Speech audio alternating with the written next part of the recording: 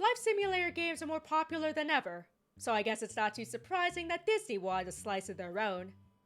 Once upon a time, your player character has decided to move out of the big city and return to their childhood home. That's when you dream drop right into Dreamlight Valley. It's dark and foreboding, but it wasn't always that way. It was once a vibrant land where Disney and Pixar characters lived in peaceful harmony. Then one day, their leader disappeared, and a calamity known as the Forgetting set in. As you could probably guess, this caused the residents to lose their memories, and many of them returned to their original homelands. Now that you're here, you have the power to restore the valley, and perhaps even bring back the long-lost leader. I wonder who that could be. The biggest inspiration that Dreamlight Valley takes from is Animal Crossing.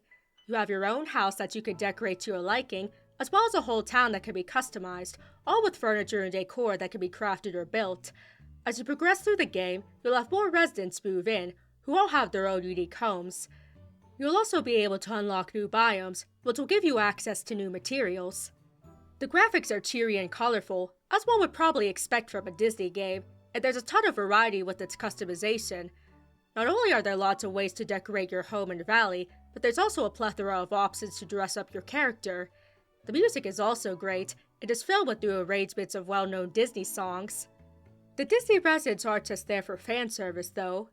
They provide quests for the player to complete, which will reward you with new features unlocked and a boosted friendship. When you reach friendship level 2 with the character, you can assign them a role, which will give you a bonus when you complete that particular task when hanging out with them. For example, harvesting crops with a companion that has a gardening role will give you some extra yield, while fishing with someone with a fishing role will sometimes give you a bonus fish. The higher your friendship level with the character, the more often you'll benefit from their assigned role. Friendship levels can also be increased by having daily conversations with them, and giving them gifts, particularly ones that are among their 3 favorites of the day. In order to do most of these tasks, your character will consume stamina, which will deplete quite quickly. Once the yellow bar is consumed, the blue bar beneath it will be next. This is especially troublesome when it comes to sprinting, which not only eats up a lot of stamina at a time, but you're also only able to do it when your stamina is in the yellow. Returning to your house will instantly restore stamina, but only until it's completely blue. After that, you'll need to eat cooked dishes in order to get it back to yellow. While you could easily survive off of a steady diet of fruit salad, having to frequently make meals is pretty tedious. I don't mind that there's a stamina mechanic, but I do wish it wasn't so quick to deplete. Even being able to make multiples of the same dish would be a big help. When you begin the game, the amount of things you can do and the characters you can interact with are quite limited, even after completing the missions that are available. If you want more to play around with, there are 3 kinds of currency you'll need: Dreamlight, Star Coins, and Moonstones. Dreamlight is the substance you'll be using to unlock new characters and locations. To earn Dreamlight, you'll need to complete tasks found in the Dreamlight menu. These range from simple activities that can be completed quickly to more long-term goals. Once you collected enough Dreamlight, you can unlock new biomes in the valley and visit new realms that can be reached through the Dreamlight Castle. From here, you can visit different Disney characters' realms. After completing a few assignments for them, you'll be able to have them move into the valley. One thing that should be noted about Dreamlight is that you'll be needing a lot of it to unlock these new places and characters. In other words, this is the kind of game that's meant to be taken slowly. I don't mind that, as it tends to be standard for these kinds of games. However, it may also take quite a while if you want to unlock any particular characters, so it might be a good idea to look up a guide to specific characters and what additions they'll bring. I remember thinking at first that seemed kind of weird that you could have both heroes and villains move into your happy Disney settlement. To me, that would be as if Sora pals around with Jafar and Agrabah. But in context, I'd say it works, since the game seems to emulate one's childhood imagination. And if a kid wants to imagine heroes and villains living side by side in relative harmony, then why the hell not? Plus, the Disney parks have good and bad guys wandering around at the same time, so I guess the idea isn't too out there in the first place.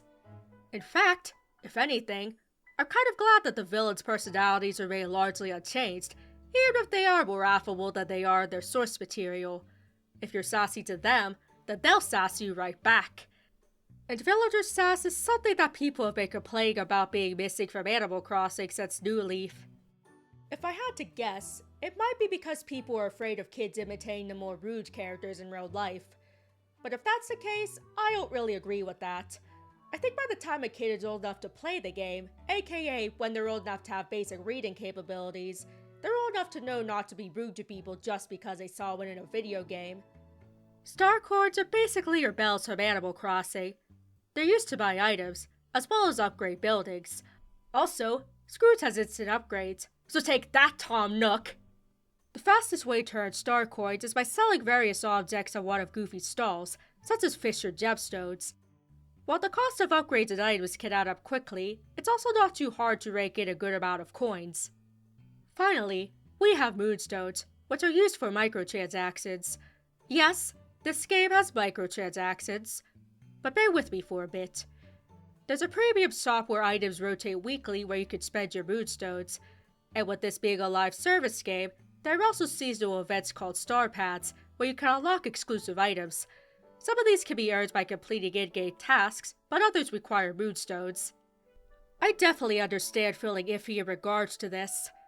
It's especially irksome when certain iconic items are locked behind the premium shop, such as Anna and Elsa's outfits from the first Frozen movie. But personally, I don't find the microtransactions to be the absolute worst. Maybe it's because I've seen other paid games, one that costs even more than this one, have even more egregious nickel and diming. But at the same time, there are still tons of aesthetically pleasing items you can get without moonstones, and you can't get ahead of the game's story by paying extra. You can only do that by actually playing the game.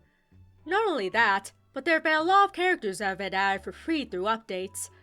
While there are a few characters that can only be found with the paid expansion pass, A Rift in Time, it also adds a large new land called Eternity Isle, along with other new features.